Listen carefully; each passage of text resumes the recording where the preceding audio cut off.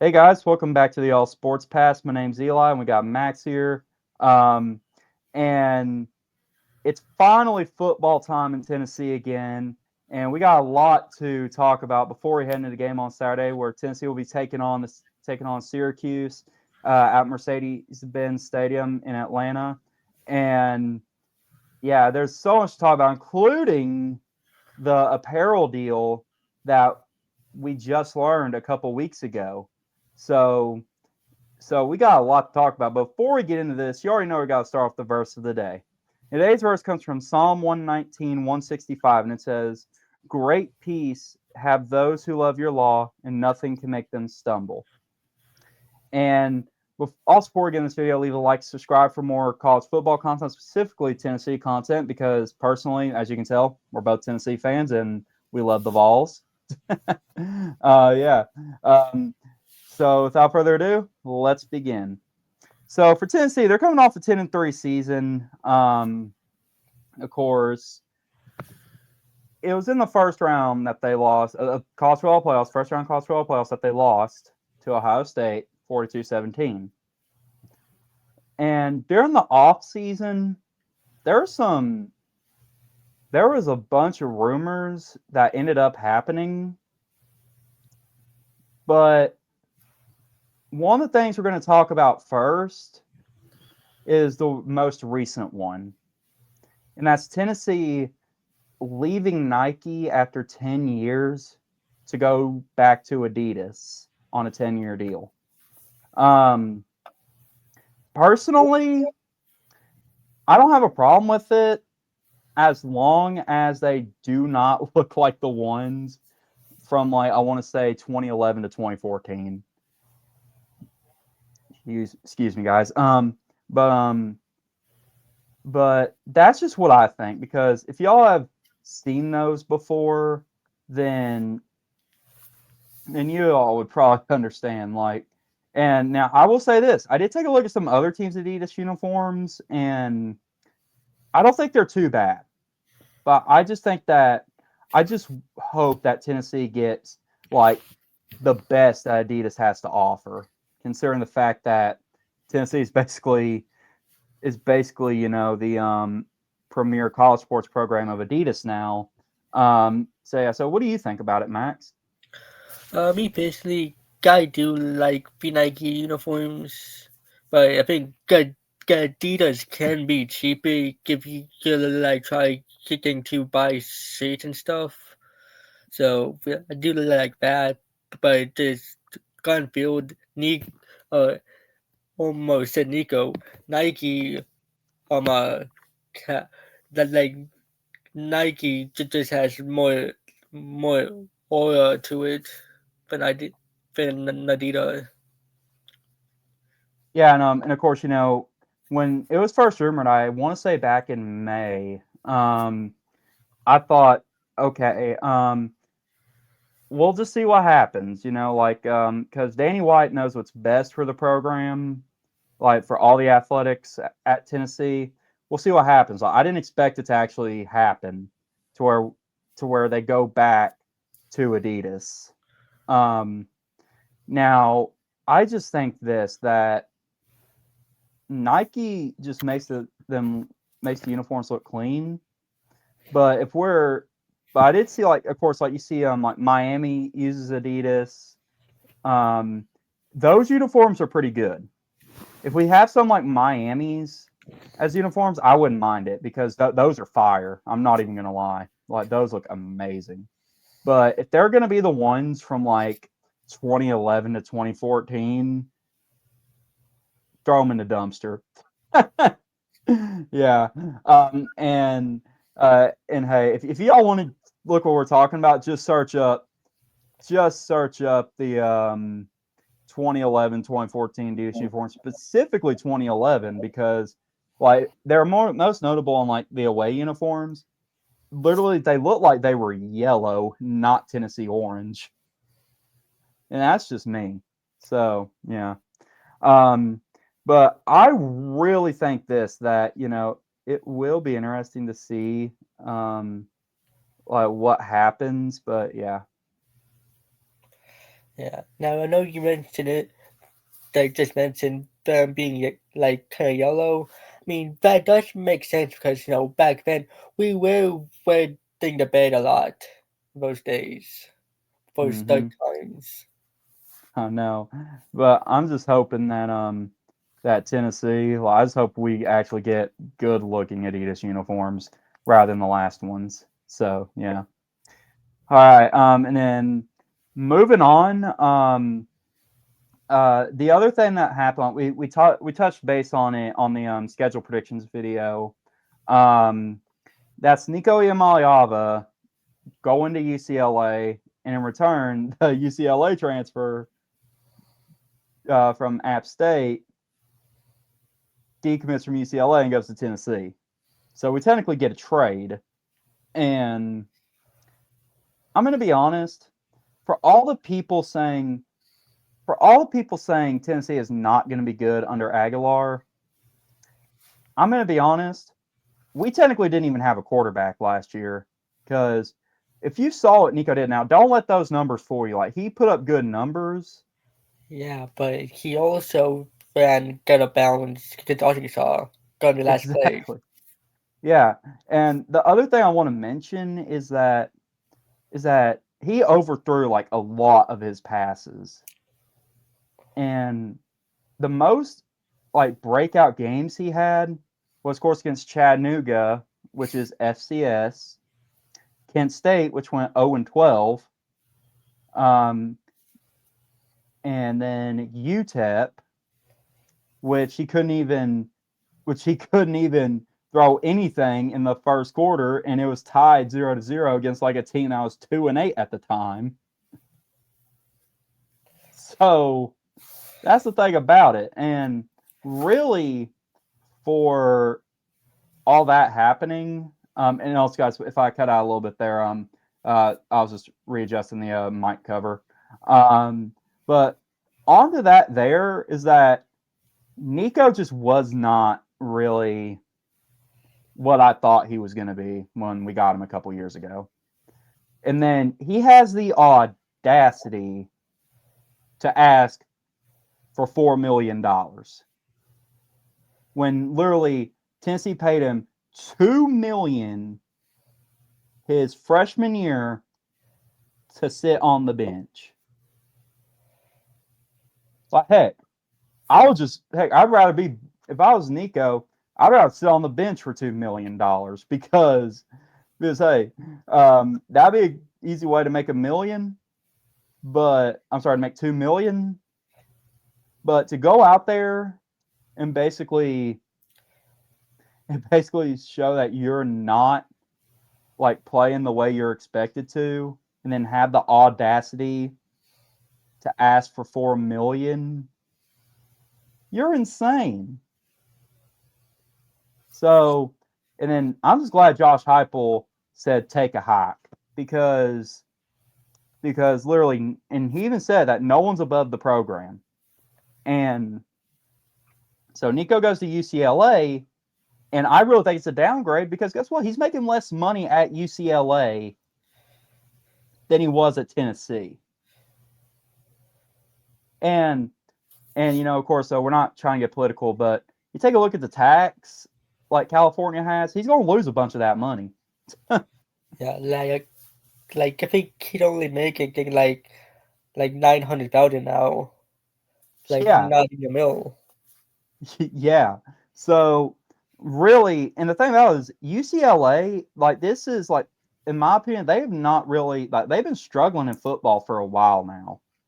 So that's really it. And now I will say this, Nico, I respect your talent, but if you're seriously going to ask for $4 million and think that you're on the top, that you're above the football program, you need to get out of here because we don't because the way you played did not show for it, and that's just what I think.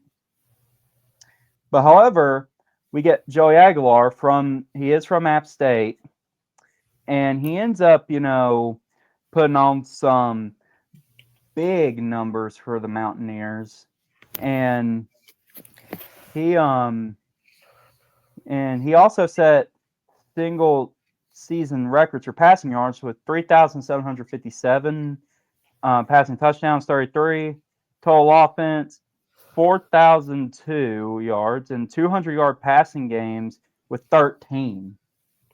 And now you might take a look at his on these videos, like for example of him playing against Clemson last year. And you're going to be like, oh no, he's not good enough. I'm going to be honest. The thing about App State, though, is that I saw the way, like, Joey basically didn't even have a lot of time to throw. And if Tennessee's line holds up, he should have, like, a lot more time to throw, and he should be able to get downfield. And Joey, and Heupel sees something, and Coach Heupel sees something in Joey that we may not see because he won the starting quarterback job starting this weekend. So we'll just have to wait and see what he does. But I personally don't think he's going to be like what I personally think he's going to be better than what people say he's going to be, and that's just what I think. Yeah, and this morning, I did watch some Joey highlights, and that man is a baller. Mm-hmm. The thing about it is, like, for people who realize this, we technically won without a quarterback last year because, like I said, Nico overthrew everything. His best game was against, like, an FCS team, and another best game was against an 0-12 team. So, and basically, the only reason why we won all these games was when Nico actually did not, like, I'm sorry, I'm saying Alabama here. Sorry, let me rewind a little bit. When he did that clutch touchdown against Alabama, it looked like that was about to go out of bounds until Brazel got it with the diving catch. And then the real reason why we won all these games is because we relied on Dylan Sampson so much. But I think now Tennessee now has a quarterback, and I think he can make plays, and I think he can, lead the Vols to victory. And that's just what I think. And that's really it for me on that. Yeah. Now, even though he did beat Alabama, like the rest of the games, like Georgia, he did good. Like the second half, but of course Carson Beck decided he wanted to be like Tom Brady back in 2006. Yeah. So obviously we didn't beat Georgia, but then Florida happened. We in the first started. DJ Lagway comes in. He brings us into overtime again. Dylan Sampson wins us the game.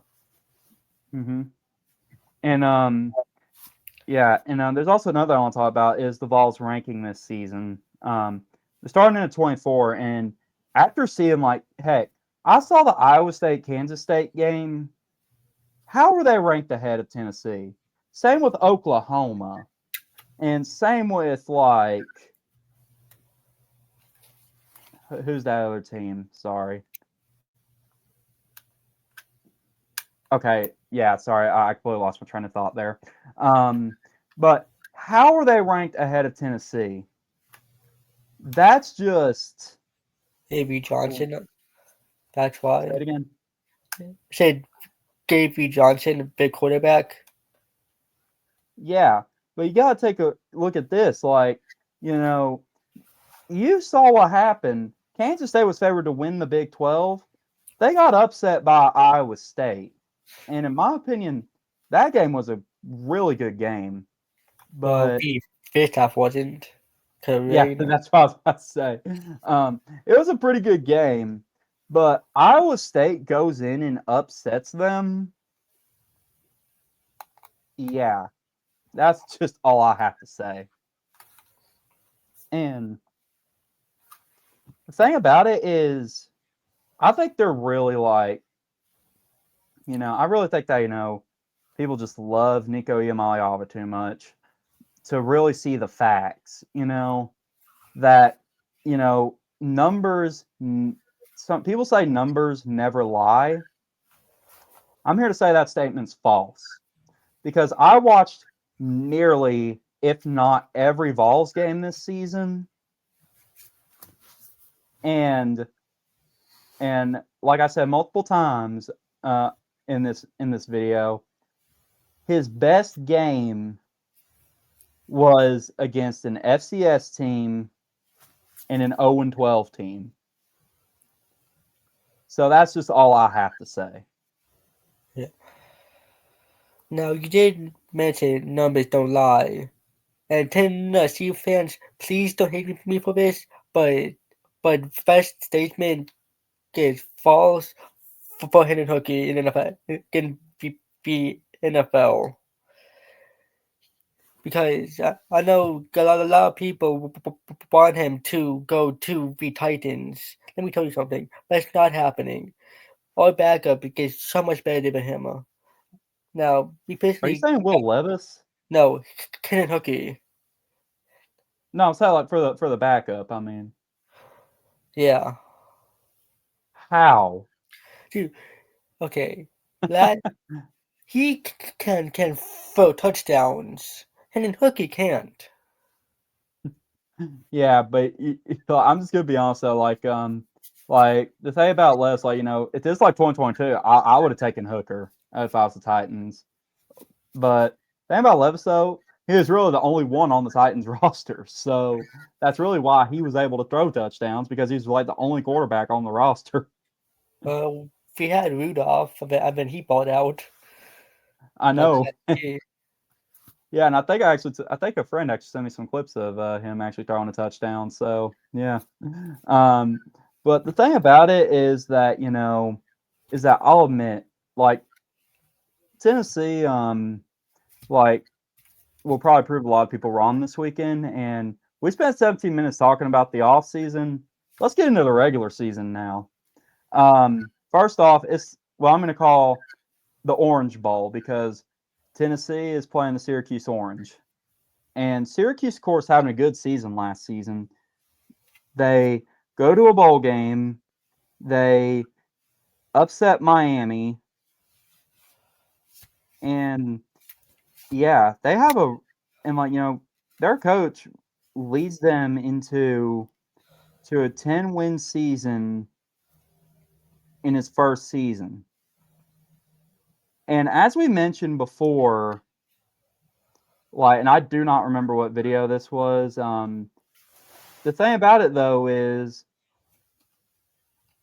Syracuse has a new QB now. So the question is, can Syracuse adjust under the new QB?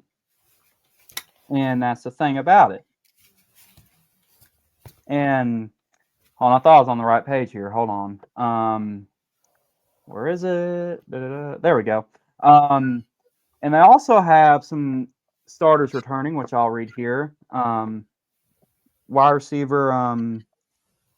I'm sorry if I said stars returning. I'm going to say all their starters. I'm sorry, not all their stars, all the returners. Wide receiver Trebor Penna, offense guard Mark Petrie, offense tackle Demetrius Weatherspoon, tight end Dan Villari, wide receiver Daryl Gill Jr., wide receiver Yamari Hatcher, defense tackle Murad Watson, defense tackle Kevin Jabity. I'm sorry if I said his name wrong. Defense tackle Dion Tank Wilson, linebacker Derek McDonald, CB Davian Kerr, safety Deuce Chestnut, and safety Devin Grant. And I'm sorry, if I said that wrong. Sorry. Sometimes I get the S confused. So yeah, if I said one position's wrong, I'm so sorry. But basically, they went 5-3 in the ACC last year, including that upset win over Miami. But heading in here now, they have a new QB, and we're going to see how the Orange will do against the Vols under that new QB. And we have to realize, like, Tim Banks' Tennessee defense has been amazing, and they're like one of the top defenses in the nation. And if you basically can get by, if he can basically get by Tennessee's defense, then Syracuse, I don't know, because Tennessee's defense has been like unstoppable, basically, Yep. And that's just all I'm saying there. In the ESPN matchup predictor, Tennessee has an 88.6% chance of winning this game.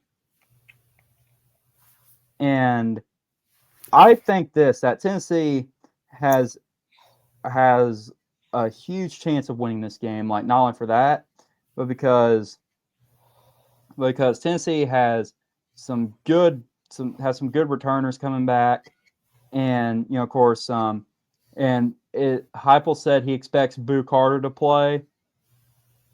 We also have Arion Carter back, and yeah. So, and hold on, I'm trying to remember. Sorry, I meant to search this up earlier today. Jermod McCoy. The best coordinator in the league. Yeah, I'm like last time I checked, he was injured. I'm sorry, I was meant to check on this earlier today. And I think he's healed now. I think he can play now. And no, yeah, you're right. Sorry, guys. So, like I said, I've been meaning to check up on that. I just forgot. I'm so sorry. But I think that Tennessee's defense is going to be like a battlefield, I think, in this game. And of course, we get to see what Aguilar can do. We get to see if Aguilar. We'll get to see what the defense can do. We'll see how the offensive line holds up. And for Tennessee, it's also going to be interesting to see what like the running backs do, as they don't have Dylan Sampson anymore. So that's just what I think is what we can expect to see. And there's also another thing that I'm going to do here. Connor, of course, for those that don't like Connor, he does some of the videos for us. He unfortunately was not able to join us tonight, so I'm just going to tell him what so I'm just going to see what he not see, but just say what his plan was. Sorry guys, I'm getting way too ahead of myself. I'm so sorry. Let me see what his thoughts are. I'm trying to take a look. Here we go. His thoughts are Syracuse had an amazing season last year. However, they'll need to get used to their new QB or another on-field leader. As last year's leader, Kyle McCord, was drafted last year, so they're returning only 40% or so of their offensive production. They do return some key players on the defensive end. However, they're still inexperienced, which may cause issues for Syracuse. Syracuse, however, could play well, as Fran Brown does seem to be a really good coach, especially after his first season at Syracuse. And then for Tennessee, here are his thoughts. I believe Joey Aguilar's hard work is going to pay off in the game against Syracuse, as it seems he has hit the ground running in practice. Considering he is starting for Tennessee, it gives me a lot of confidence in his abilities. Tennessee also has a really good offense on the ground with a potentially better O-line than last year. And he also says that to remember, this defense for Tennessee is returning a lot of players from last year where they were second in the SEC. He said he still picks Tennessee to win, however, the score may be closer than he thinks. And I personally think that we can never really predict the score, really, But I do think, of course, do I think Syracuse is going to get blown out? I don't think so. I think that Tennessee's probably going to win by at least maybe 2 or 3 touchdowns. That's just what I think. Yeah. But that's just, it's like I say, 2 or 3 touchdowns. But I feel like if Syracuse can actually keep it close, then I would actually tip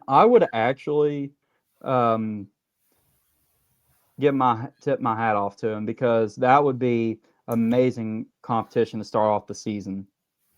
But I just got the Vols winning pretty handily, in my opinion. Yeah.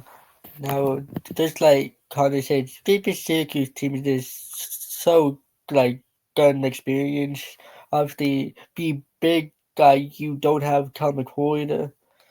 So but that's gonna be a problem.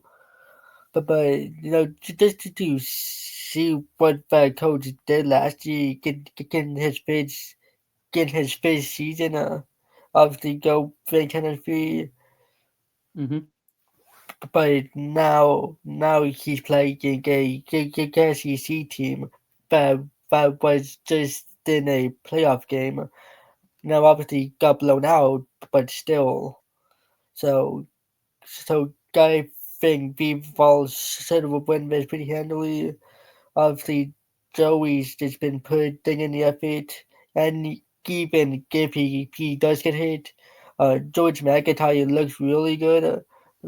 Obviously, get the spring game he was balling out. Same with Jack Millingy, and then go receivers got looking really good. Even though Brazil like just got into some golf field trouble, so hopefully he's Um, sorry, I forgot to tell you that before we started. The charge was actually dismissed. okay. Yeah, so luckily, Chris is back on the field. So yeah, like I say, they're getting a strong receiving core, and they also get of course, Amari Jefferson from Alabama as well. So really, I think this season for the Vols, I think that as long as they can do everything right, they can win a lot of these games, and we get our first chance to see them this weekend. And also, you said yourself you're going to be at the game, right? Yep. I'll be sitting about row 10. uh, Gonna be a 10 seat in zone. So, give you guys a bit, come and say hi. Um, and then if you guys want to meet after the game, go be probably getting below the stadium. Hmm. And also, another thing before we end this, if you see a lot of the clips on the channel, if you see more clips coming from this Friday, I'm sorry, not this Friday, this Saturday, uh, there'll be Connor taking some clips, and you'll be taking some clips. So really, I just want to thank you guys. Like once again, I really do not say this enough, like not as I should have. Uh, I really thank you guys so much for getting clips because like the fact is that like a Tennessee game, especially from the stands, like you put that clip on there, it kind of makes me feel like I'm at the game, and it's just amazing. And personally, I think clips from the stands are way better because you can actually see the play unfold in real time, really. And yeah, that's just what I think. Yeah, again, you won't get copyrighted. So that's what I was saying too. Like that's actually part of why I'll only ask from the stands, because I would try to avoid copyright. So yeah. And all right, I think that's all for me. You got anything else to add? Nope. I All said, right, well, then that's gonna. actually, if you guys are at the game, go probably give away my smoky gray Nico jersey that says got my leave, go in my black Joe Milton jersey. Dang, what are you getting on Joe for now? Oh no, I'm just gonna wait. Oh, okay. Um, but to be honest, before we started recording, he said I have a Smoky Gray from last year, but the only problem is it has Nico Iamaliava on it, and I said, dude, just put a piece of tape on the back of it and put "I'm a leave" or something. Yeah. All right. That's gonna do it for tonight's video, guys. If y'all like this video, give a like, subscribe. Um, and the next Vols game we will be covering, like we'll do the game in review. I'll probably do that. I want to say Sunday or Saturday. I don't know yet. But the next Vols game we'll cover after this one is actually the game against Georgia, as the even number games go to the All Sports Pass West channel, which I'll leave a link down in the description down below. And yeah, with all being said, peace out. God bless. Good night, and go Vols.